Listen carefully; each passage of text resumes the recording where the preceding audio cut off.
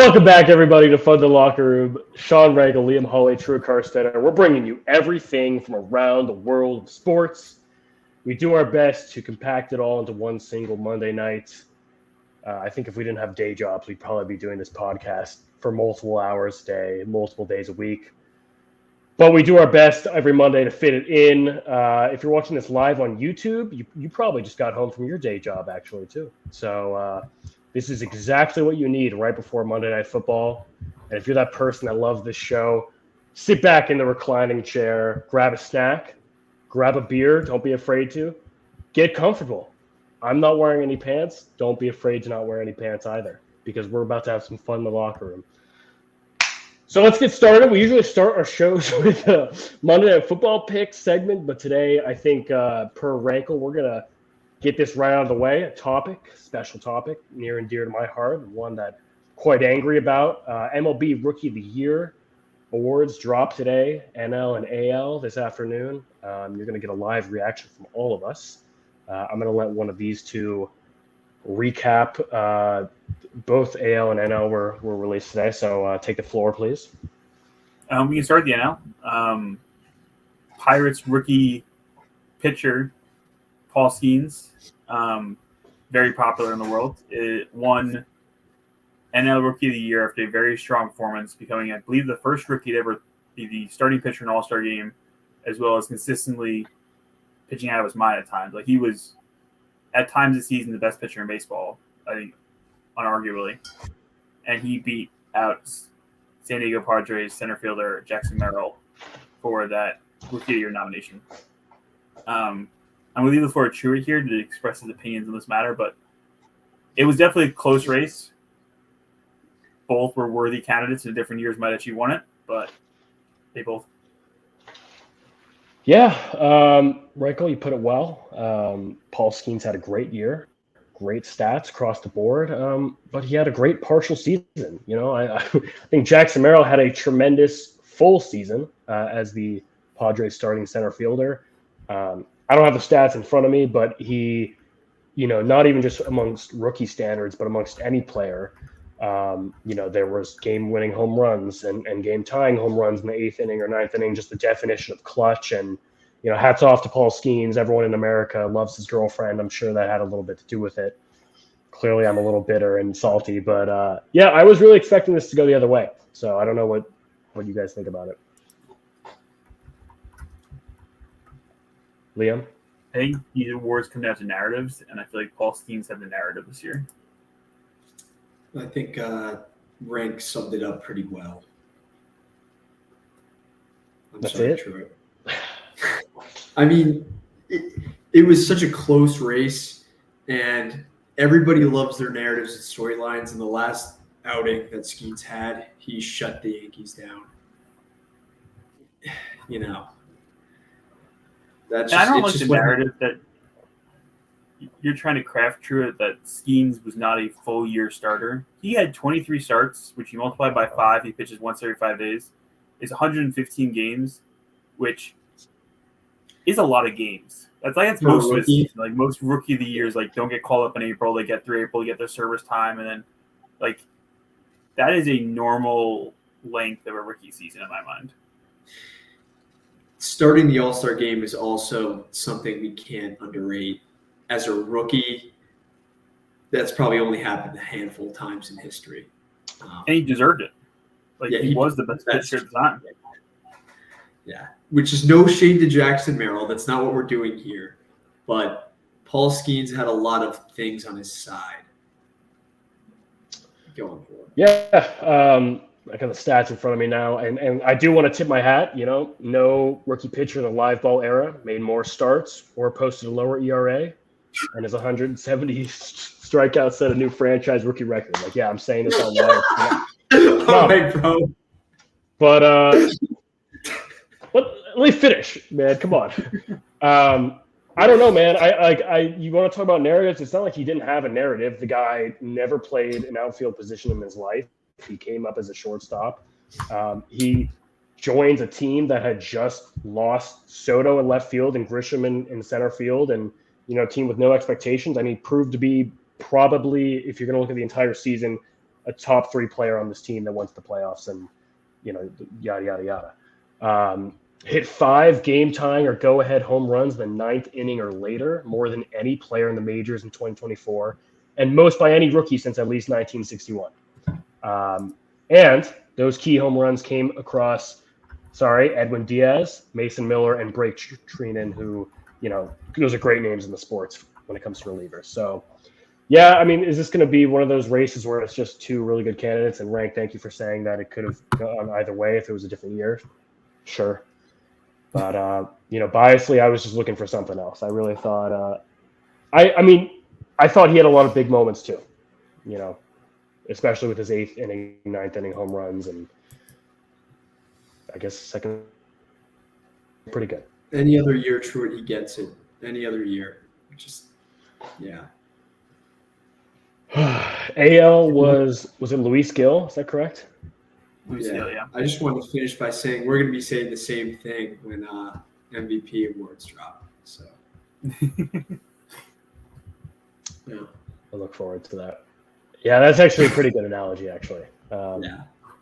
That kind of helps me come to grips with it a little bit more, Liam. Luis Gil, who are the other 2 finalists? I don't know. I have no clue. Okay. Let's see. Oh, Colton Cowser of the Baltimore Orioles. He had a great rookie season as well. And then Yankees catcher Austin Wells. He didn't get any first place votes. It seems like Mason Miller got a first place vote. Yeah. I know he was cooking to start the season, went through a little bit of a rough patch, and then picked it up after he got back from injury. Well deserved. Did he pitch in the playoffs? I wasn't watching the World Series games, to be honest. I think this rookie of the year races between the NL and AL are really a microcosm of like the talent discrepancy in the NL to AL. Because Jackson Merrill easily wins it in the AL right now, and up and down these teams, like the NL is so much more dominant than AL, and it's going to be like that for a little bit. Yeah. Good way to put it, Rank. Very good. And when Juan Soto comes back to the Mets and back to the NL, it's going to be even better. Rank, kind of agree with you there. Just because you could attribute this to not as much talent. The AL Rookie of the Year race was so close, kind of because I guess none of them were good enough to separate themselves from the pack, that the only AL rookie to win the award by a smaller margin was back in 2003. So it just kind of seems like there's a bunch of guys just in the heap of things, and all right, let's just choose whoever's marginally better. So that's all we got for baseball. Off-season started. We don't have to talk about the Angels have made a couple moves, and I'm sure when we get into free agency, we will get much more into it. Rank, I think it's time for you to introduce the best segment in all of sports broadcasting, the Fun and Locker Room Monday Night Football picks. I'm shocked that your words would be best segment true after another abysmal performance by you last week that I think we all knew on the show the second you went with Liam.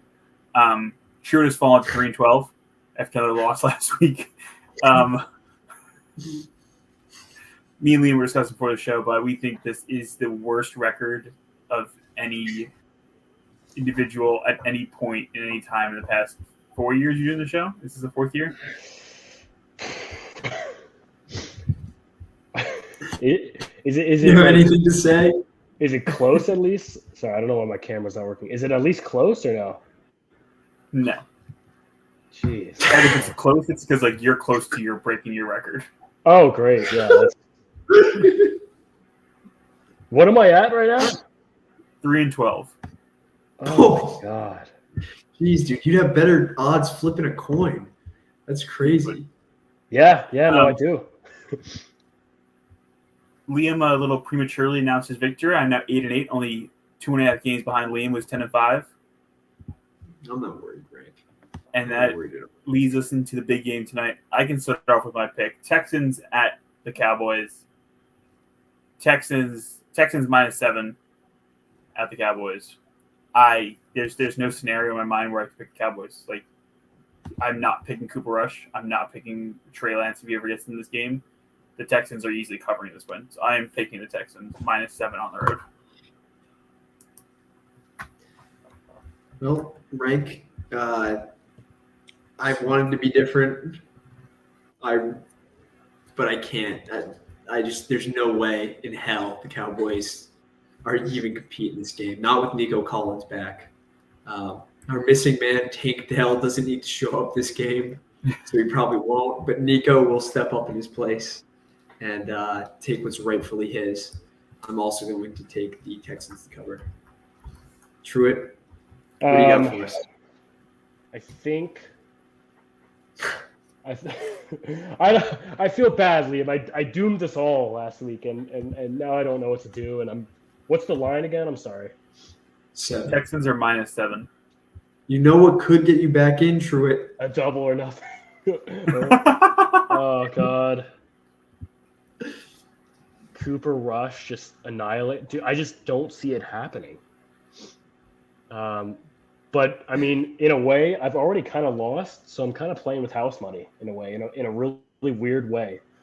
I have nothing to lose here. Let's go Cowboys double or nothing. Give me some drama. Let's get it. Write it down, baby. Wow. I love it, Truitt. This could get you back in the race. It really could.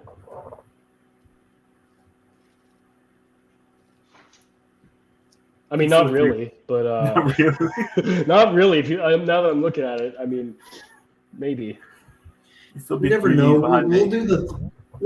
We'll do the Thanksgiving games. We'll do some fun stuff. There are a couple of weeks coming up with 2 Monday Night Football games too. Well, and like I said, Thanksgiving is the witching hour, so I have a lot. It is the witching hour.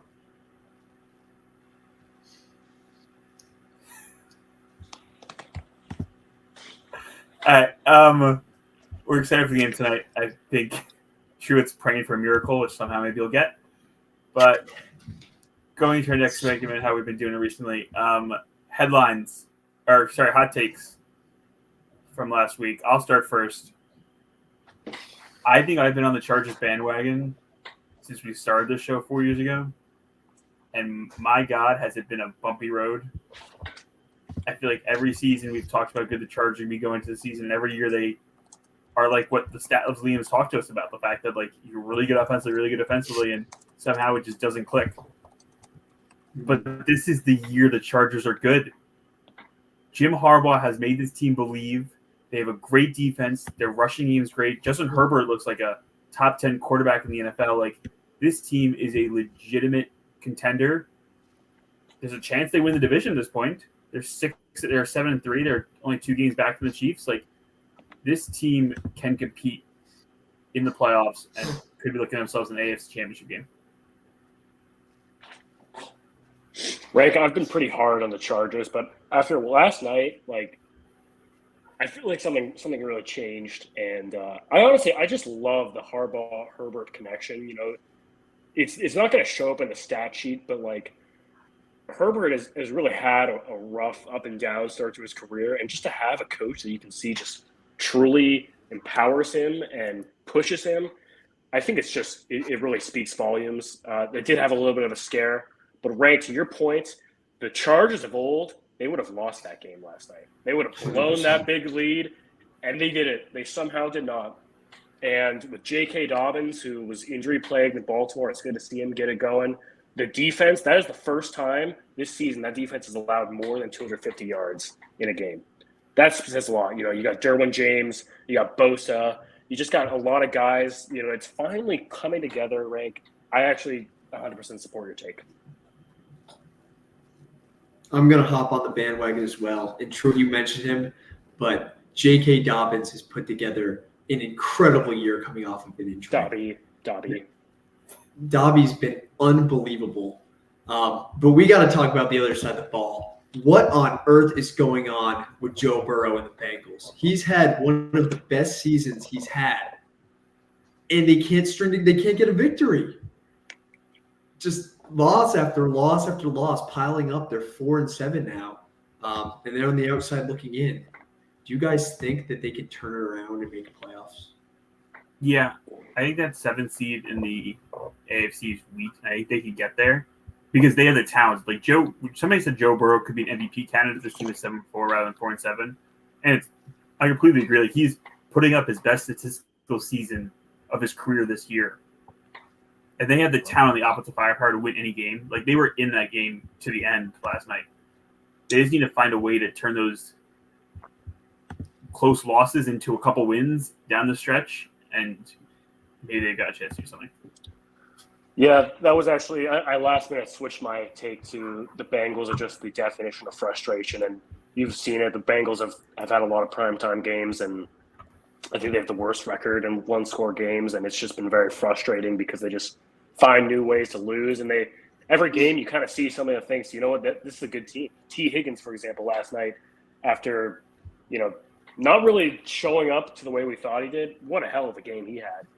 And then the fight out of them to get back into it, it's just very frustrating. I can't even imagine what Bengals fans are going through post the Super Bowl. They just have not lived up to expectations. And Rank, I'm gonna disagree with you, and I'm not trying to segue. We can talk about this later because you obviously are going to have the Ravens and or the Steelers are going to get that first. You're going to have the Chargers, who I love the idea of them winning the division. They are definitely going to get that second spot. But you know who's going to get that third spot? And who, this should be my hot take, is my rookie of the year, Mr. Bo Nix. Bo Nix and the Broncos are going to slide into that third spot. So unfortunately, the Bengals are going to miss the playoffs. But, yeah, that's my take. I love Bo Nix. I was going to say they exposed the fraudulent Falcons for who they are. Bo Nix dominated. Let's talk about that, Rank. Let's talk about that. One second. But before you get into my thought, Liam's got a hidden agenda. What? I love Bo Nix, but you got to tell me if I'm betting on a team to make that 7th seed, 10 times out of 10 I'm betting on Joe Burrow to find a way to get there rather than Bo Nix as an experienced offense. But yes, I do think this Broncos team is very talented and have a chance, and Bo Nix I wish Bo Nix was a Giants quarterback right now. Like, he's a great young quarterback in the league. Yeah, Rank, I think it's fair. Not young. The only problem the Bengals have is they play the Steelers twice. They play the Broncos.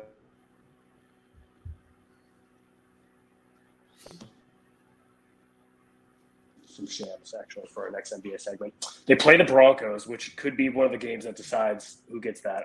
I really don't see it happening, unfortunately. And I'd love to get into a little Bo Nix Rookie of the Year talk after this, if we're able. Yeah. I hate to say it, I'm with Trude on this one, and I have really high expectations for the Bengals this year, but in reality, they can only afford one more loss at mine. I don't think not this year. It's going to be an uphill battle for them. I want to segue into my take, going over to Truitt's division. Little Super Bowl hangover for a team out west, Rank, another team that you so dearly love. My odd take is that the Niners will not make the playoffs. They have not looked good at all this past couple of weeks, and Christian McCaffrey didn't really make a dent. Now, I want to throw out a stat. Geno Smith has not beaten the Niners in his NFL career, and he did so last night. Man, things are unraveling fast. And you know what he did at the end of the game to those Bay Area fans? Night-night. Night-night. Sleeping away their playoff chances every other week. I love to see it. What do you got for me, Rank? Put away their playoff chances. Yeah, I don't know if I can agree with that. You can't write away this team. Like, they're without George Kittle again. George Kittle's a big part of this team. He'll be back next week. Yes, I'll be the first to admit there is a Super Bowl hangover. I predicted this. We all predicted them not to win the division. I don't think any of us picked them to win the division. We all predicted them to be a wild card team. Liam might even pick them to miss the playoffs. And they're right where we thought they'd be. They're competing for this last wild card spot. The wild card spot is harder than I was anticipating. They have the Commanders in front of them. Like, they are chasing the Commanders. They're 2 games out of wild card spot. Same position the Bengals are in, if you think of it like that. But I don't know. You can't write this team off. There's too much talent. They're too well coached. They've been here too many times to say this 49ers team will not make the playoffs. To play devil's advocate, though, if they don't make the playoffs, does Brock Purdy still get an extension this offseason? Yeah, Yes. because if you lose Brock Purdy, you're kind of you're back to square one, really, looking for another You quarterback. do not want to be in QB. QB purgatory is the worst place to be in the NFL. We all know that. All of us are very aware of that. For a long time, the two of you were telling me that anybody could do what Brock Purdy does. You told me anybody. That's all I listened to for multiple years. Rank, the Niners are not what they used to be. Every other week they have someone out. Yeah.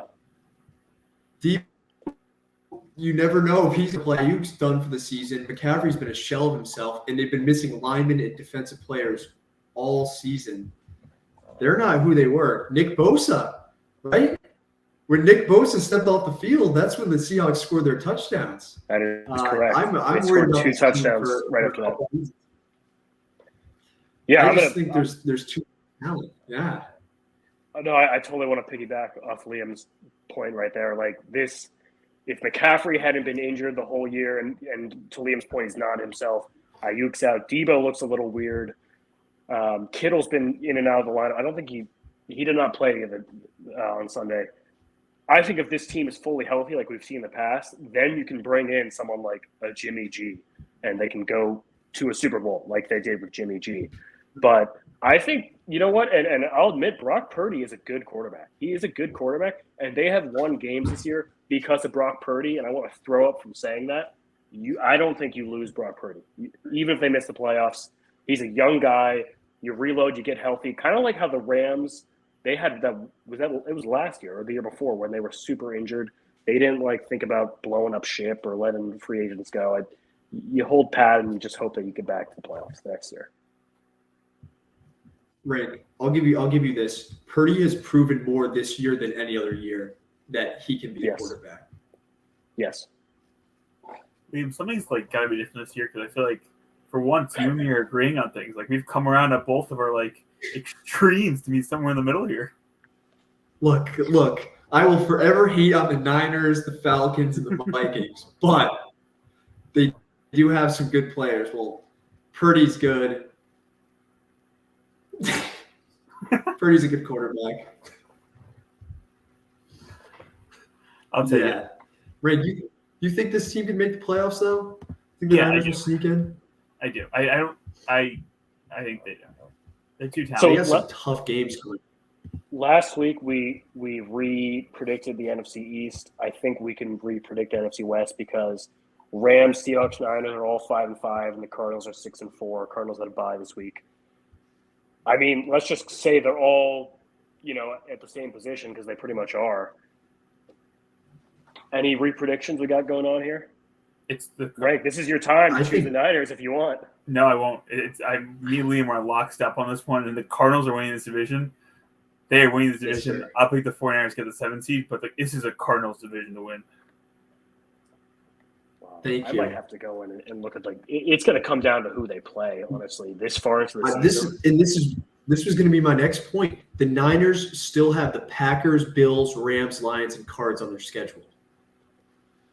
Yeah, those are scary. Tough games. Those are tough games. I hate the way they've been playing. They're not going to win any of them. So they're not finishing 5-11. I'm saying, Rick, that last game of the season, they play the Cardinals on January 5th. That could be an extremely important game. Or it cannot matter at all the way Liam wants it to happen. Hopefully. Yeah, and I'll actually talk a little bit down on the Seahawks to cement that. Seahawks play the Cardinals twice. That could go either way. Packers, Vikings, and the Rams again. And then a Bears game, which won't be easy. I mean, we could easily drop out of it, in the next couple games. So I think it really is going to come down to who you play. And to be honest, based on the way you guys just read me 3 out of the 4 team schedules, it seems like these 4 teams are playing each other a lot these next couple of weeks. There's a lot of interdivision games that are going to come. A lot of fun games to watch. Hope we get some prime time out of this because this NFC West is a bloodbath, and I'm ready to watch some NFC West football. And let's wrap it up with the Rams. They play the Eagles, and Liam, the way that the Saints have been playing, that's not an easy game. Then they play the Bills, the Niners, and then you obviously, I'm going to skip over the Jets, and you have the Cardinals, Seahawks. Yeah, right. You made a great point. It's going to be a slugfest coming down to this. I don't think any of us can really, with 100% accuracy, predict what's going to happen. Drew, who's your pick? I'm going to go with the Cardinals just because it's the only team in our division that I don't mind. And honestly, that one game lead might actually be the deciding factor. It's going to be crazy. When they don't make the playoffs, I'm going to have Drostick blame it all on you. That's fine. Yes. Yep. That's okay. Totally I don't think fair. he'll believe it, but I was the sole reason why. I think you will. We have the stats to back it, my friend. We most certainly do. All right, let's get into some games. Let's get into some storylines. How about the Bills Chiefs? Chiefs get their first loss of the season. Oh, Truett, Rankin, I got to give you credit. You believed when we didn't. Josh Allen, if the season ended today, he is the MVP, and that man had his MVP moment last night. What a run that was. And you know what I love most about that? They didn't play to keep the lead. They didn't play not to lose. They went out and they grabbed the win by the balls, and they took it. They took it from the Chiefs. They went out and got what was rightfully theirs at home in front of the fans, and it was awesome to see. Super happy for the Bills. The most shocking part about the game last night, actually, in my mind, was I actually felt like the Chiefs played pretty well. Like, they were getting Xavier Worthy involved. They were getting, like, shots down the field. Like, there was that one play. I don't know why Xavier Worthy couldn't keep his 2 feet in bounds. Like, that looked like the easiest catch in the world. Like, I felt like their offense was fine cooking. Like, Patrick Mahomes had a good game.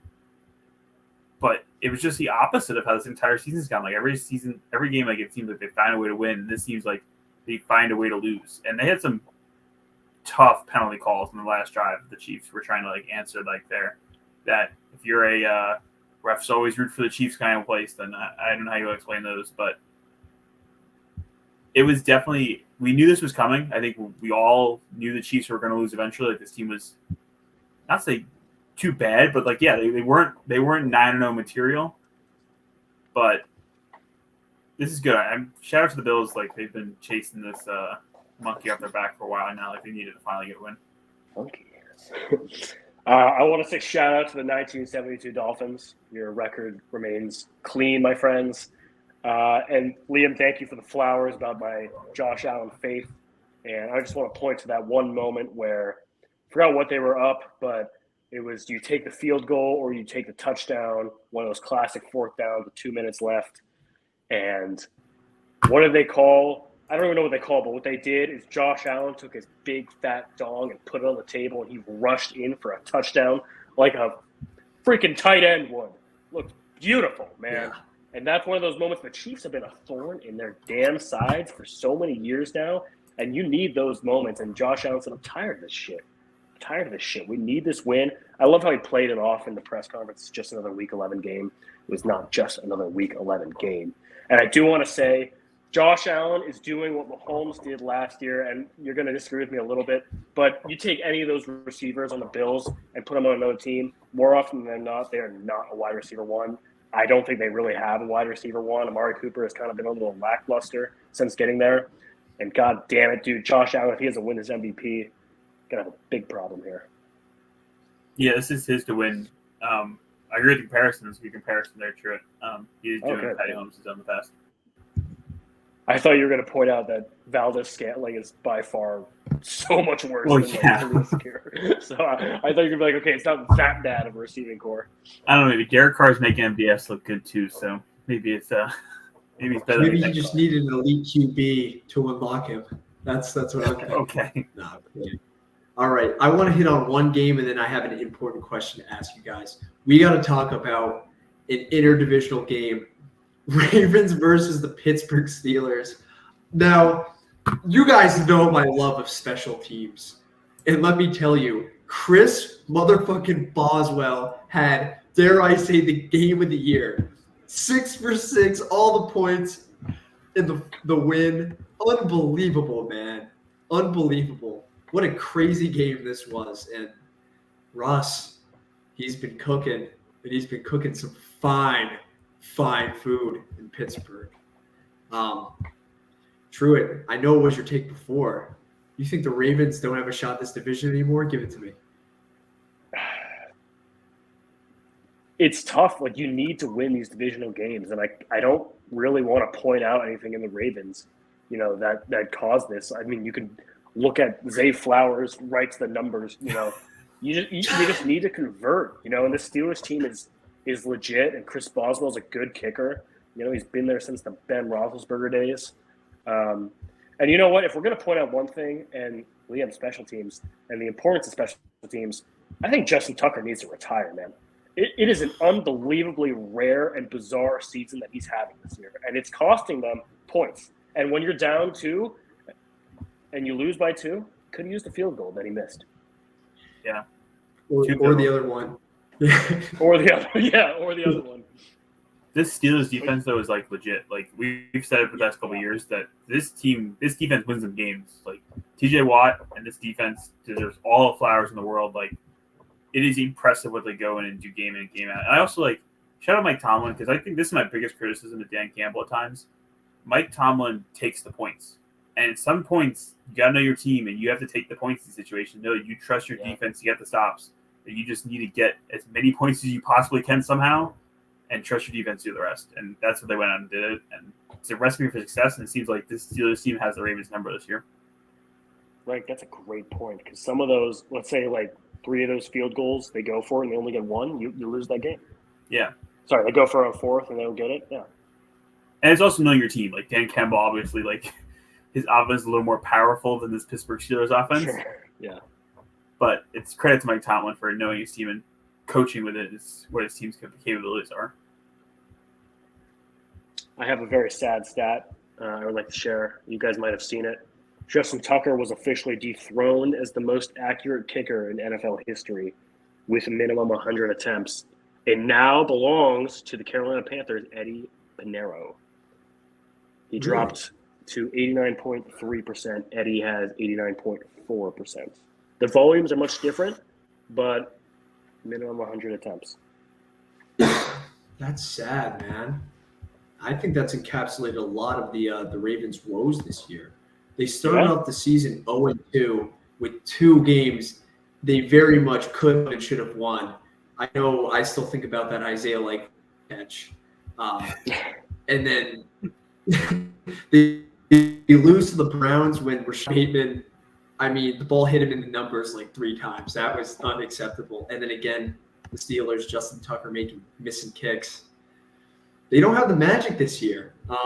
I'm certain this team will make the playoffs, but you give me the Steelers, the Chiefs, or the Bills, Ravens are going home.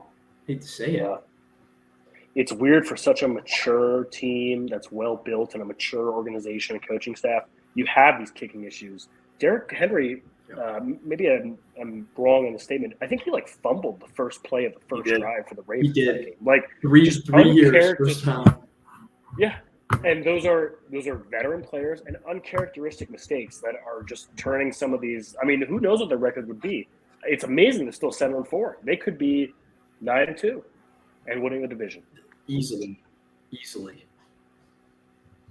Okay, this brings me to the question. Russell Wilson over Ravens, but I guess at this point in the playoffs, you have to do it. Yeah. Liam, what's your question? I wanted to ask you, who is the favorite? Who are you guys taking out of these 4 teams to come out of the AFC? I'll go first. Wait, what 4 teams? Chiefs, Bills, Ravens, Steelers. Oh, okay. Yeah, you go first. Yeah, I'll go first. I think undeniably the man had his moment last night, and he's doing it all. I'm taking the Bills and Josh Allen. This is the first time. I know I've learned my lesson betting against the Chiefs, but man, Josh Allen showed something last night. And if the Chiefs, we say it every year, they don't have the players this year. Everybody's been hurt. Travis Kelce has taken that step back. I think it's the Bills' time to finally conquer their demons and make it out of the AFC.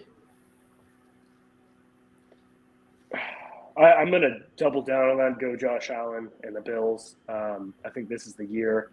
But odds are we're going to get a Bills-Chiefs game at some point in the playoffs. And, unlike basketball and baseball, it's not a 7-game series. You get one bad Josh Allen game. They're so dependent on Josh Allen. For that reason, he's the MVP. But they're so dependent on him. If he has a bad game and Trent McDuffie makes his life a living hell in the secondary, you could see the Chiefs, get that. It's really going to come down to just what happens. I want to play devil's advocate here. That was a stupid statement. I know. I'm sorry. That was so stupid. It's maybe a cop-out answer, but if the road to the AFC Championship doesn't go through Buffalo, like if Buffalo doesn't get this 1 seed, then I can see the Chargers winning it. But wow. I can't see Justin Herbert going into Buffalo and winning a game like that. He does not seem like that type of quarterback to go in the cold and win the game. So if it's in Buffalo, like if the Bills are going to win that game, but if there's a scenario where it's in LA, like if the Chargers might get the 1 seed, or like it's in Kansas City or something like that, I can see the Chargers coming out of the division, coming out of that side. Wow, Rick. I like that take. You're sticking to your guns, the Herbert train. I love it. Liam, let's just get to it. You want to talk about the Falcons? Yeah, I do. Last week we were on Fraud Watch last week, and same thing happened again this week with the Vikings. Probably shouldn't have won that game. Got bailed out, whatever. But this week, another fraudulent team was exposed, and I've been harping on them all year. I've been nitpicking, whatever. They've been gifted wins left, right, center. And the Falcons finally got exposed for the team that they are. Kirk Cousins absolutely outdueled by Bo Nix. And the Broncos put the hurt on the Falcons. And you know what? We're back from the dead. The NFC South is wide open. You heard it here first. It's wide open. What do you got for me? Come on, Rank. Lay it on me. Give me your best. Liam, I'm looking at the schedule for the Falcons down the stretch. They play the Chargers. Okay, Ooh. Tough game. Kirk goes back to Minnesota. Ooh. 2 frauds competing against each other. 2 fraud teams. Then they got the Raiders, the Giants, Commanders, and the Panthers. That sounds like a lot of wins there. And the Falcons are in this division. If you want to consider them frauds or not, I think they have these stinkers of games at times, which doesn't make any sense to me, that they're like, they had this one, they're going against the Seahawks. They played really bad in. But other than that, they played consistent and played really good football. And I think Kirk Cousins finds a way to get this team in the playoffs and potentially even win a playoff game because they're going to be a home playoff game. So fraud is debatable, and I don't consider a team that wins a playoff game a fraud. So they're not frauds. Was that Giants team from 2 years ago, did you consider them fraudulent, Rankle? With Daniel Jones at the helm? What a low. No, they weren't fraud. Okay. I'm just Minnesota wondering. And destroyed Minnesota. Yeah. Who were frauds. What's the common denominator there, Rankle? The Minnesota Vikings. All right. I'm done. I said my piece. Let's Liam. I know you're excited because the Saints got their 3rd win of the season after losing 7 straight, but fourth win of the season. I'm sorry. They won 2, lost 7, won 2. I guess that means we're losing 7 to finish out the season. But Falcons, this is still a Falcons division to lose. All right, I'd love to close out this segment with a question I posed earlier. Who is your offensive rookie of the year? You guys obviously know who I'm riding with. I've changed my tune a little bit. I would like to know if you're still with what is now the Vegas favorite of Jaden Daniels, or I don't think Drake May or Brock Bowers gets any consideration. I think it's just a 2-horse race here. What are you guys saying? we're talking about narrative, and right now Bo Nix is killing it. Like if you look at the trajectories of the two players, Bo Nix is on the rise and Jaden Daniels is on the decline right now. And it matters when you're playing well. Like you guys always talk about that Marcus Smart DPOY that 1 year was because he played really well at the end of the season. Bo Nix can win the Rookie of the Year from playing really well to finish the season out. And he's legitimate. Yes, we're debating how old he is, and he's like 25, 26, older than a lot of guys. But he is a great quarterback, and Sean Payne's really unlocking the best out of him. I'm looking at schedule going back to who they play. Bo Nix faces the Raiders, Browns, Colts, Chargers, Bengals, and Chiefs. There are a lot of very winnable games on their schedule. I got to take a peek at when you guys pull that up, who the Commanders are playing. Commanders still play the Eagles, the Giants, no more Giants. Sorry, Cowboys, Titans, Saints, Eagles, Falcons, Cowboys. Okay, hey, a lot of winnable games there too. It's gonna be a tight stretch, but I think I'm gonna rock out with my boy Jaden Daniels. I'm just gonna stick to my guns. Have no rhyme or reason about it. I think they're both great quarterbacks. They've both shown out. But true, you did mention a guy. It pains me to say this. Drake May is going to be a star. Oh yeah, he's going to be really good quarterback. Yeah, he will. Yeah. Once the Pats figure out, he absolutely dueled with Matt Stafford. But I don't know. I'm going to stick with Jaden Daniels just because I've been with him all year. If Tommy DeVito didn't exist, Drake May would be a New York Giant.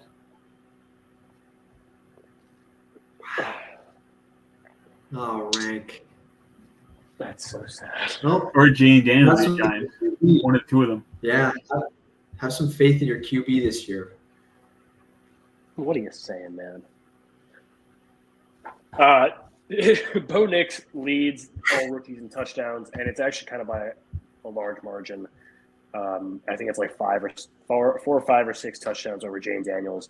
I think if they have comparable records, it might just come down to who has the better stats or a little bit of narrative.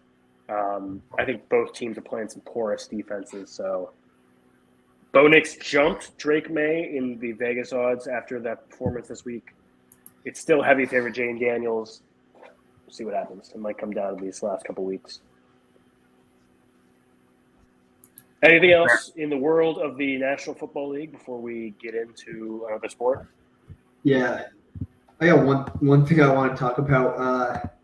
The Bears have some major demons that they're facing. I don't know what's going on in Chicago, but it's not good. It's not good at all. It's not good at all. I saw Pat McAfee break down the block, and apparently there was multiple illegal things that were done by the Packers on that block. Really? Yeah. But it's such like you have to like Caleb Williams put them in position to win this game. They were in position, and you have to give them credit for that. But yes, there are demons in Chicago. There should be a book written about the Jets and the Bears about how just like terrible their luck is in the NFL. You know, this is going to be a shit season, and it still would have been a shit season for them if they had won that game. But funny enough, that was actually their first divisional game of the year. It would have been something to hang your hat on if you had started out beating the Packers. You're probably not going to beat the Lions and the Vikings, and you're probably not going to beat the Packers again. It would have instilled some confidence in the locker room if you finally get that first divisional win. Start the year 1-1 against your division. Oops. On that sad note, let's switch over to the NBA. Ranko, I'd love to start with you on what you have gathered, and you are more than welcome to talk about your Golden State Warriors, what you've gathered this season so far. Well, you want to do trivia first? You want me to tell you about the Warriors? Do we have NFL trivia? We have NBA trivia. And I would love some NBA trivia. Okay. Fire it up. I stole this from a TikTok video. It's okay. All great things come from, and I will share my screen to give you the little graphic that I stole. Love the honesty. If my screen will let me do that.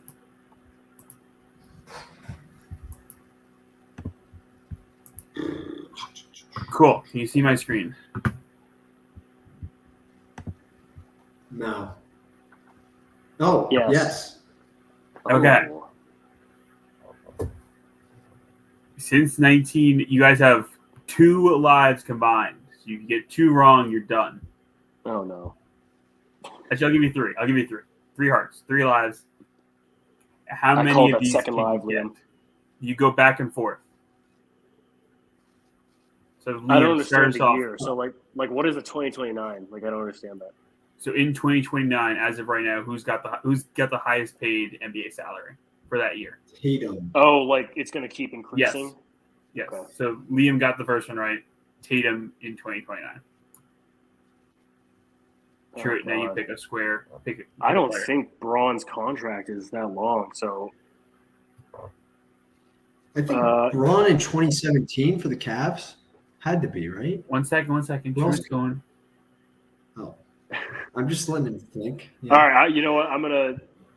We'll make this easy. I'm gonna go Curry 2018, 2026. Yep. Let's go. A long time. Liam, your turn. Okay, if I say a guy, do I have to pick the team? Because I know he's Yes. on here multiple times. You can do a double one if you want to go with 2 if you're confident enough. Okay, yeah, I'm confident enough. I'm gonna go 2005, 2006, and also 2000 Lakers. Shaquille O'Neal. You Nice. would be correct. Good shit. Okay, wow. Good shit. Do I get double points for that? You do. You're at 3 All points. right. True's at 1. Keep track of your I own don't- points. I think he should get double points. 01, Well, 04, that's Garnett. Yes, that's Kevin Garnett. God, your hesitation really scared me there. I just want to be positive. Are you going double true or you Right. passing? what? Come on, you just fed him one. Oh, is it? Well, I don't. Is it Garnett 09 or 07? Because I could see him being, or is it Pierce 08, 09? I could see him being all 3, to be honest. Okay, I'm just gonna go 10, 16, Kobe. Just take a layup. No. You have to pick the same Huh? player in 2 squares. That's the double works. Yeah. Oh, what? Oh, I didn't know that. I thought we were just doing 2 at a time. No, I'd like to pass. Okay, Liam. All right. I'm gonna go 2010, 2016 Kobe Bryant. You dick! Wait, is he allowed to do that? What a dick! Yeah. You're an ass. God damn it! Can I ask a clarifying question? Sure. You're not gonna want to answer this. Is the Bucks player in 28 and 27 the same player? It could be. I'm not You- giving you an answer now. That's something that you guess, buddy. Yeah. Oh God.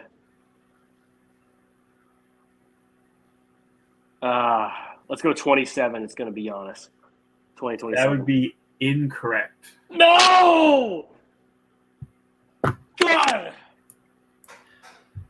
All right. I'm gonna go 2027, 2028. I'm gonna go lame time. You would be- Lamer. Partially correct. He is in Oh. 2027. He is not the 2028 one. Yep, that's a life. Oh You're down a my life, buddy. God. You're down a life. I could have gotten that. Yeah. All right. Well, True. here's your layup, Truitt. 2028. I would like to go with. One of them is going to be Giannis. The other one is going to be Anthony Davis. Yes. That's good. Woo! Okay. We'll go to 2017 with the Cleveland Cavs. My king, my glorious GOAT, LeBron James. Yep.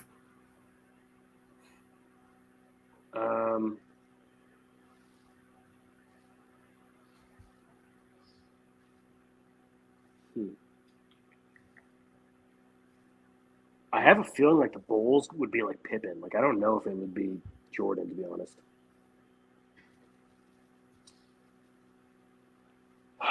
I know one of those Knicks has to be Ewing, right?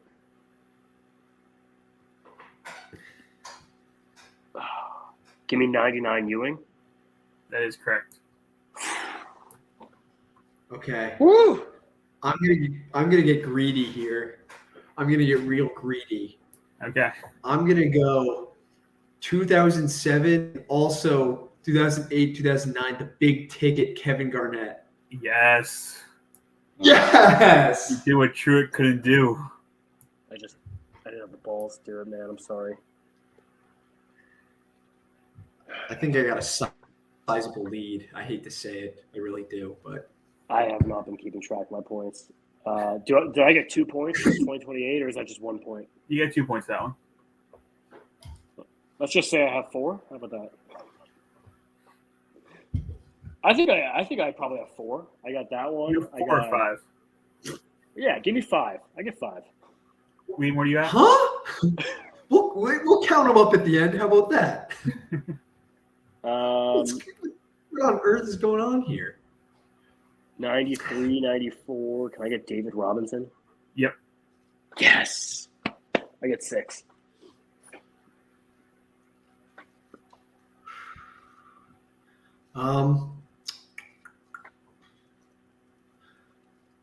We'll go 97, 98. We'll just go Jordan. Why not? Yep. Yep. What did Too you go with? easy.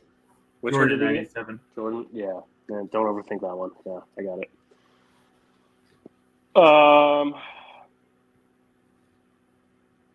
Damn, is 95 going to be Magic or Worthy?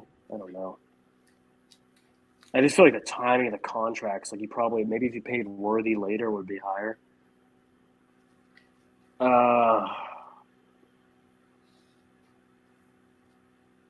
Give me 83, 84, Dr. J. Yes, that is correct. Yes! Oh my Yeah. God. I'll go 85 to 80.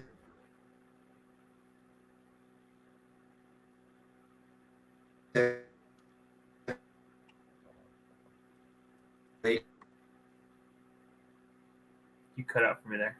Yeah, I didn't get any of that. Here's we'll go with the captain, Kareem Abdul-Jabbar. In 85, 87? Hello?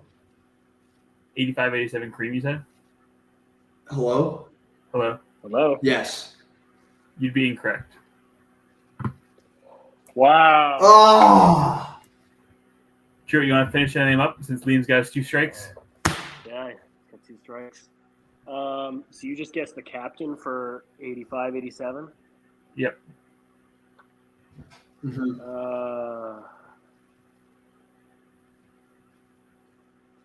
88, 90, no. I have a feeling John Starks is one of those. No, give me Ewing 96 again. Yep. Yes. Oh my God, I'm gonna win. Can you finish the board up? I'll try my best, dude. I'm sorry, which one? He said the captain for the 85, 87. Is that correct? Yep. When did Magic retire? Give me Magic for 95. Yep. Yes. Oh, I still won.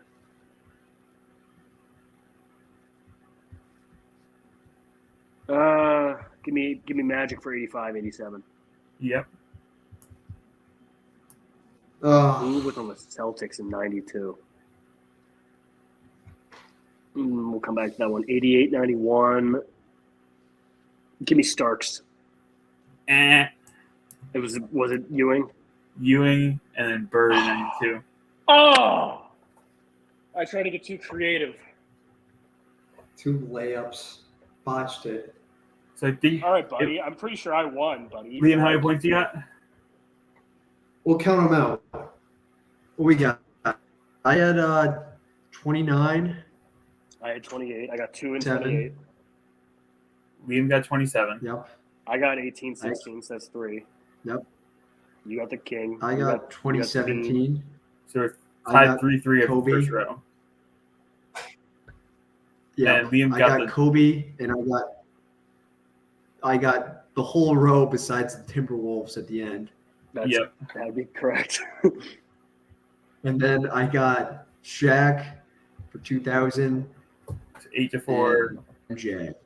9 to And 4. then I got the other 3, 9-7. Yep. And I got Robinson, and I got the other 2, so I won by 1. 10-9, True at 1. Wow! Look at that! Damn. Oh, you know, I might not be GG's, good Truett. at, Well played. I might not be good at Monday Night Football, but I can beat you in trivia, baby. Woo! Let's You'll get take that one. basketball, We'll make a baby. trophy for you, buddy. We'll make a trophy. Yes, W appreciate ball knower right there. That was sad that we couldn't finish the board, though. That was It was really disappointing. sad. I kind of take the blame for that. I really thought it was going to be. I thought like timing stuff would really screw it up. Like, I don't know. Maybe you see that more today when they like sign a worst player later. Any NBA topics we want to discuss? I know Klay Thompson made his return back to the Bay Area. That was a huge game. And before Rank, you can get into that. Very I just want to emotional. say, shout out the NBA for the Emirates Cup. They're doing a great job with it. I was super skeptical, but these have been some great games. I've really come around to it. Like, they are fun, exciting. Like, yes, the trophy means nothing. Like, nobody remembers, like, the Lakers won last year. Nobody cares. But these individual games on these courts, like, it has a different excitement and feel. Like, you tell the players to care more. Like, Steph Curry was going crazy after making those shots. Like, the entire atmosphere, the environment, like, it is a fun thing they've done in the middle of the regular season, even if it's just a little bit extra excitement about the game. It's really worked well. It's great for the game. What's better than meaningful basketball in November and December? There's nothing better than that. It's good stuff. It's good stuff. I wish they would find some way to. We talked about this last year, like some way to have the prize impact the playoffs, but there's just no guarantee that team makes the playoffs. Obviously, it's just tough. And if you're the Lakers, like, the team that made the won this cup is very different than the team that made the barely made the playoffs 100%. last year. Yeah, 100%. Let's get into some teams. I'd love to start in the East, and I'd love to hear Mr. Rankin's take on the still undefeated Cleveland Cavaliers. They were undefeated when we last talked. They're still undefeated. They've won games without Donovan Mitchell. Rankle, please defend yourself. This is going to get tiring. I'm using the same argument. They are the Toronto Raptors. True, you tagged me in a Twitter thing and asked me, look at the Hawks, which one is Donovan Mitchell? And you're incorrect. He is DeMar DeRozan of the Raptors. Like, he is DeRozan. They just can't get over the hump. No disrespect to DeMar DeRozan. He's an icon, and he's going to be hopefully a Hall of Famer one day. I think I think Donovan Mitchell right now is a much better player than DeMar DeRozan was in the Raptors. Much better leader. They got a more well-rounded team. They got a defensive identity. It feels different, Rank, to me. And this Celtics team is better than those Cavs teams. Yeah. So they're both going to be better. So maybe it'll be pretty close. No. I wanted to change this conversation. Hard to argue against 15-0. That's true. It's impressive. 15-0. It's impressive. I'll give them that. The Knicks are starting to turn around a little bit. The big bodegas playing a little better down low, not defensively, but offensively. Not defensively. Got it going. Does anyone have that stat? Something like 93%. Yeah. Opponents are shooting 93% in the paint when Cat's guarding them. Yeah. Hello, revolving door. The Knicks really went from like the best defensive team in the NBA to this, which is not the same they were at, but I think they needed another player that Cat offers when he's on. He's been great Yeah. offensively. And you go.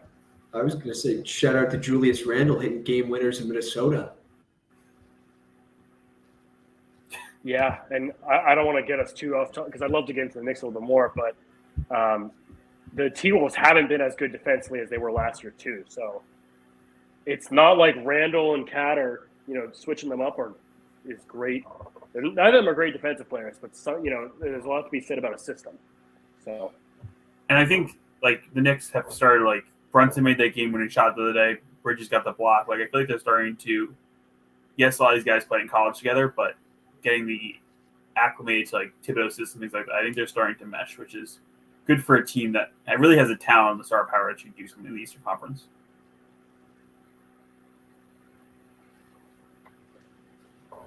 Yes. Rankle, you want to do a little Celtics update? Sure, they keep winning. Not much else there. I'm excited for. Shout out Derek White for his own beer, huh? Yeah, I wish I was in Boston and could try it myself. Liam, you better try some for me. Will do. Um, Will do. Yeah, if you get some cans, ship them down to me. I'll gladly drink them. KP's coming back soon, so I'm excited to see what this offense looks because obviously we've been relying on Luke Cornett and blanking on the name of our other center. Kieta? Yeah, Kieta. So having a real center like Porzingis and hopefully Al Horford back at some point will be just another weapon to this already great offense. I have a couple topics I want us to run through. We're going to talk about Luka Doncic. Okay, so I have three topics that I think we should dive into. The Luka Doncic and the Mavs and their slow start. We'll let Liam orchestrate that one. The Thunder have a big problem that they need to overcome if they're going to finish top four in the conference. And then the Sixers, although being 2-10, Jared McCain looks like a real stud of a rookie. Which one should we dive into first? Let's dive into Jared McCain. I think this Sixers team is relying on guys that aren't their star players to produce. And Jared McCain, I think it's sort of stat that he's top 10 in NBA history in points per minute. Obviously, it's a small sample size, but like what he's doing offensively is like really impressive. Number one now? Yeah. I knew he was up there. Like he's putting this team on the back that is missing. Supposedly, he's supposed to be the two best players, and is doing something with this team. If this comparison, I mean, it never really was a comparison. People love to compare Jokic and Embiid. All I'm going to say is Jokic would never, ever let his team go out like this. Never in a million years. Mr. I refuse to play back-to-backs. Mr. getting technicals. Mr. shoving reporters. It doesn't end with Joel Embiid. Sixers are 2-10 right now. I don't think they're going to make the playoffs. They have a big problem. Will Embiid, Maxey, and Paul George play a game together this year? I don't think they have yet. And if they don't, I mean, that's even worse than like that Harden, Durant, Kyrie stuff we talked about in the Nets. Like, not that any of the three of those make up the talent that the other three did, but really weird, man. And it's Liam, you have a great point about the back-to-backs. I've always kind of been less critical of the load management, but I drew the line when he played in the Olympics. You know, if you were going to play in the Olympics and not be ready for the NBA, then there's got to be something in his contract that you cannot play professional or high-level basketball outside the NBA season if you're going to put together 30 games. You know what I mean? It's pathetic. It's a mockery. I think that's why he got suspended, because he's making a mockery of the NBA. They are the fourth worst team in the NBA when it comes to point differential. Fourth worst. Jared McCain he's got a lot of points to score to get him back up, but he's been balling. Good for him. He's been balling against good teams. He had 34 and 10 on 46-46 splits against the Cavs. Very good defense. He doesn't look like a rookie, and I didn't think he was going to be a good prospect coming out of Duke at all. First rookie to do that since, you guys know who? Stephen Curry. Oh, wow, Rank. That's going to make you feel kind of good. Weird. But yeah. Sure, let's talk about your Thunder missing their center. Obviously come off a rough start. We knew this was going to be a growing pains about dealing with this problem. Yeah, it's a very unique problem for a team. We start the season without Isaiah Hartenstein, injures his hand in the preseason. Jalen Williams, J-Will, not J-Dub, who was our backup center last year, injured for some time. And then obviously Chet, let's call it a week ago, pelvic fracture, something in his – something. I don't know what it is. I'd never even heard of it. It's some weird term. He's going to be out for 8 to 10 weeks. And Rank, yes, elephant in the room, we are without a center, and we have not been trying to sign a center or fix it. There's a lot of times where we start lineups where Shea is the tallest player on the floor, and Mr. Jalen J-Dub Williams, I have his jersey on the floor somewhere around here. I'm just going to pull it up. Has been our starting center. It's been weird. It's been really weird. We've been getting out rebounded like crazy. We're letting complete bums like PJ Washington go off on us. It's been maddening to watch, but somehow we're still winning games, and I'm giving all the credit to Mark Daigneault. He's a master when it comes to offensive, defensive schemes. Obviously, we can run 5 out now. We've seen some cool moments where Jalen Williams and Shea use their length, and they've had some good moments for protection, but obviously not sustainable. It's going to be survive and advance Rank. It's really just going to be, can we just stay healthy until it looks like Hartenstein's going to come back first. So it's a big problem, and we're going to be doing the best we can to make up for Chet in the aggregate, as Moneyball once said. We're trying too hard to replace Chet. We must replace Chet in the aggregate. I love the according Moneyball. Not true. It's really new, true, and I love it. I got you. It's what the NBA season's all about. It's a grind. It's finding ways to win games when your team's not the best, and it will really show a lot about this Blenders team's resolute and their determination about if they can find a way to win some of these games. You don't have to like in my mind, if you can go 500 in this gap until Hardenstein comes back, like that's a successful stretch right there. True. This might be a weird take, but I think that them not having a center only helps them in the long run. All their guards are going to get better at rebounding, at being physical inside, protecting the rim. And when they get Chet and Hartenstein back, oh my goodness, they're going to be really scary and very hard to score on. Like you said, they just got to stay afloat. But if any team can do it, it's them. Yeah, and it's cementing my Shea Gilgeous-Alexander MVP narrative, so that's always great. Right. Last NBA conversation before we go to Hoops Grid. Luka Doncic, Liam? Yes. Luka has been struggling, and that's putting it lightly this season. He has not had a good game yet.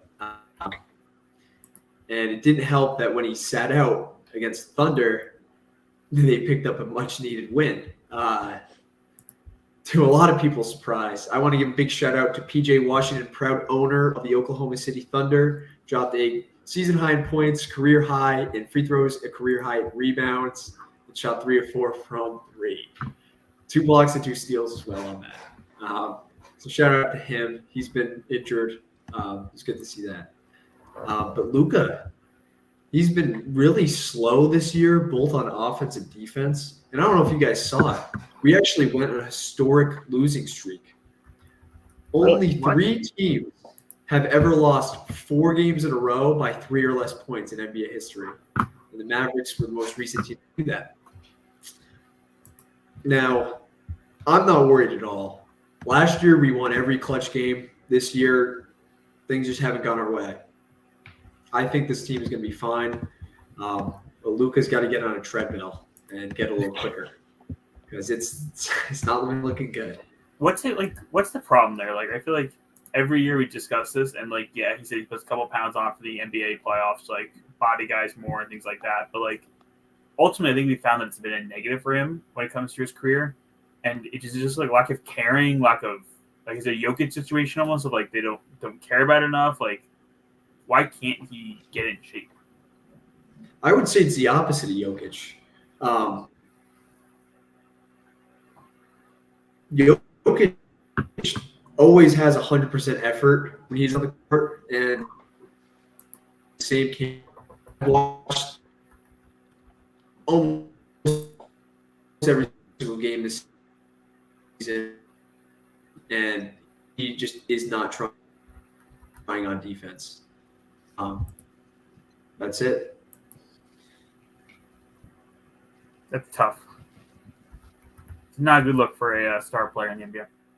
Well, how do you fix that? Like this, I mean, I guess the question is, do you need to fix that? It's up to him. It's a internal thing that's got to motivate him. Yeah.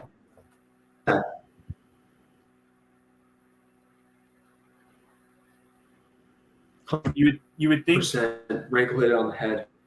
Nobody can do it but themselves. Yeah, he was the best player on the court, best player in the world. But when he's playing against the refs and not trying on defense, it's an active liability. Like, it's not just that he's done this his entire career, because yes, he's done this, but like, they went to the NBA Finals last year, and regardless of like how those games turned up, their margin between them winning NBA Finals and not winning NBA Finals was quite small in general. Like, and we realized and discussed last year that the biggest problem in the NBA Finals was he was constantly arguing with the refs, not getting back on defense, getting exposed. And that one game that he actually tried and did argue with the refs, I think they won that game. Or something. Yeah. And you look at LeBron, and I'll give you LeBron. LeBron had a lot of criticism growing up throughout the first couple of years, and he turned it into his strengths. Like, he improved his jump shot, he improved these things that people criticize him on because he wanted to be that great player.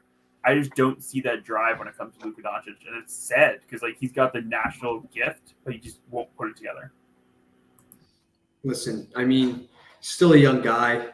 You know, he's younger than Shea. He's been first team All-NBA every season besides his rookie season. He just needs something to flip, you know, turn the switch on, be that external motivator. It doesn't seem like he has it this year. I don't know. Yeah. It is disappointing.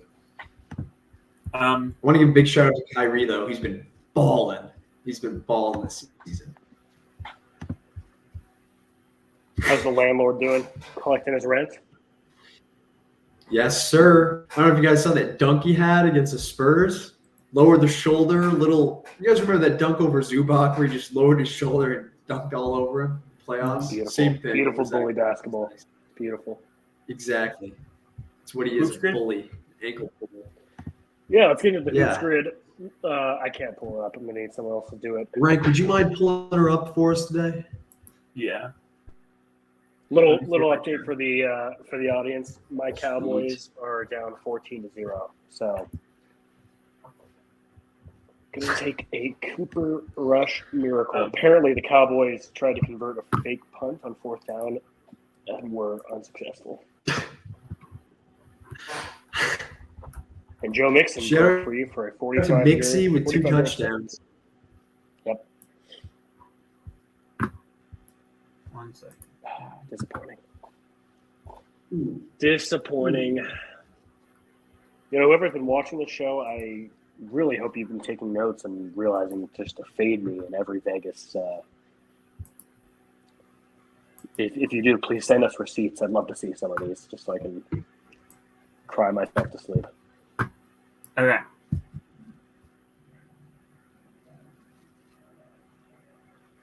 This can you see my screen? No. You can't. I can see myself like 8 times. I like that.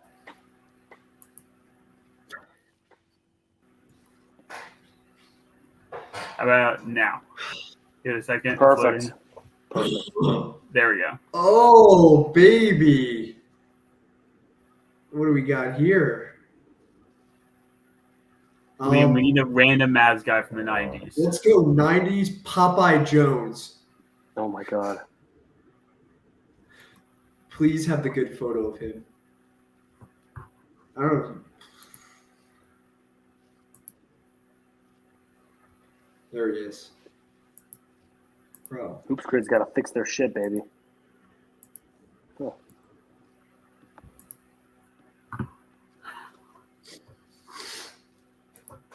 Bang.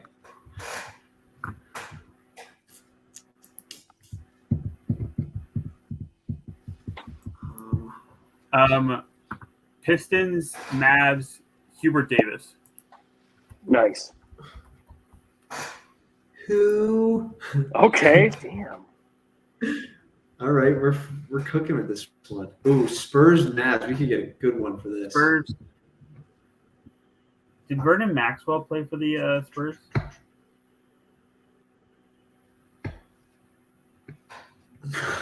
Maybe. I don't know who that is. Oh, Vernon Max. Oh, no. Okay. Okay. What a shout. 5 double-doubles in the 90s. Oh, we can get some random for this. Give You think Kirilenko? No, he didn't. Give me Rashard Lewis on that one.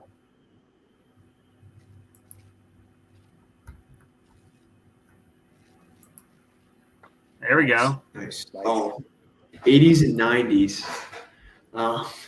That's got to be someone so random.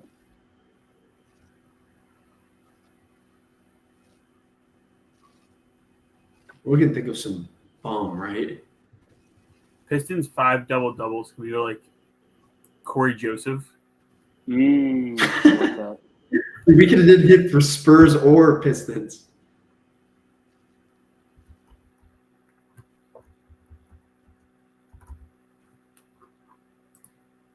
No, he didn't do it. How about Wayne Ellington?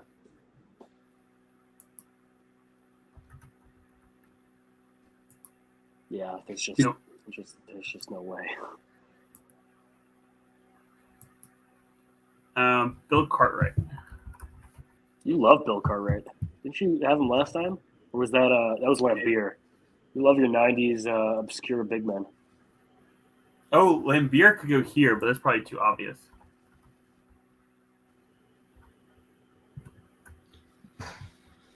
Yeah. 80s played for the Pistons. Yeah. Yeah, let's get that one out of there.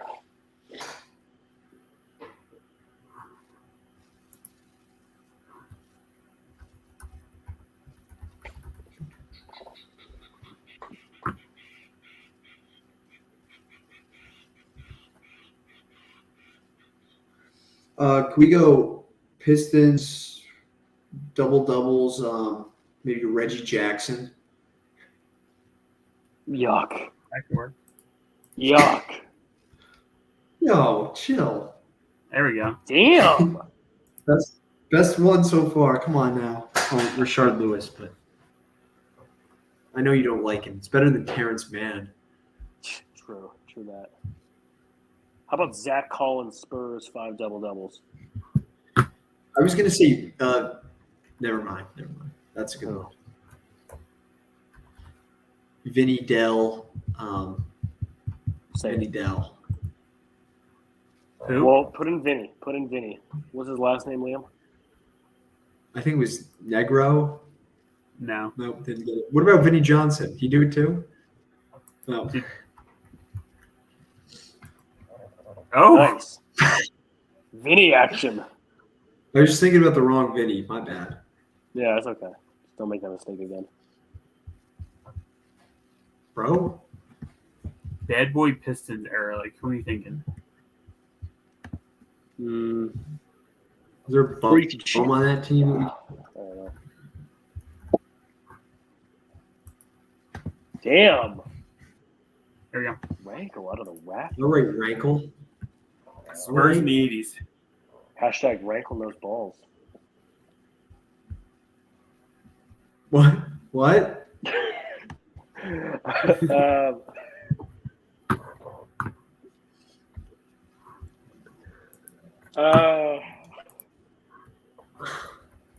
who played with David Robertson? I actually don't really know who's on those teams. Bruce Bowen, maybe?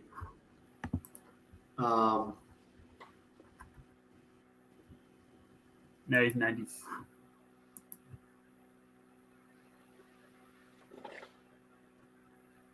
That might be Vinny. You want to throw Vinny in there? The other Vinny?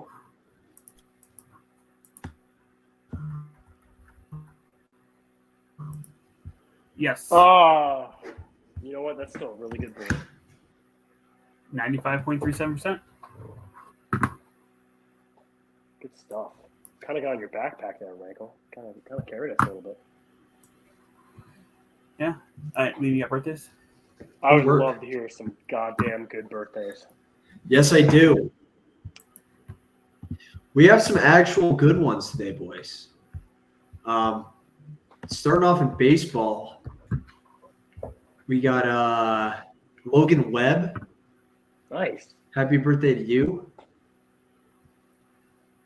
And the Big Poppy, the man in Boston who gets it done. Big Dominican. David Ortiz, happy birthday to you. 49 years young today. How sweet is that? I know you'd like that one, Rank. Ex-Met Gary Sheffield, legend. And one of my dad's favorite players of all time, Jamie Moyer, turned 62 today. This guy pitched for 22 seasons. He was pitching Holy with 40-something. Late 40s. Yeah. Damn. Unbelievable. Unbelievable. Played for everybody. Yeah. Great stuff. Basketball. We got the young, talented superstar Jalen Duren. Happy birthday to you. Superstar, is that what you just said? Sam Cassell turns 55 today. Show what that's Happy like. birthday to you. I love Sam Cassell. Happy birthday to you. He's a freaky man. Sam Cassell. And Jason Williams turns 49. White chocolate. Nice. Yeah. And Warriors, did he play? I don't know. Patrick Baldwin turns 22 today. I don't know if that's the right Patrick Baldwin. I don't know who that is, to be quite honest. But, yeah, happy birthday to him. Moving on to football, Caleb Williams turns 23 today. We are all older than Caleb Williams. I hate that. I really don't like that. That's great. Christian Kirk, Mr. Wide Receiver 1, himself turns 28. So, Are you reading these from like these comments from a card somewhere? Did someone write these? Superstar Jalen Duren, GOAT Christian Kirk. anyway, let's see. Any more football guys? Football guy. Doug Flutie turns 58. Happy birthday to you. Todd Bowles turns 61. We got some legends on here. Nice. And I think we got one more. Warren Moon, the Hall of Famer. It's his birthday today. He was born in Los Angeles, California. Fun fact for everybody out there. Truett, you like that one? I do like that one. Well, was a Seahawk at one point too. Love that. I'm glad. All right. Moving over to hockey, we got Cal Clutterbuck, turns 37.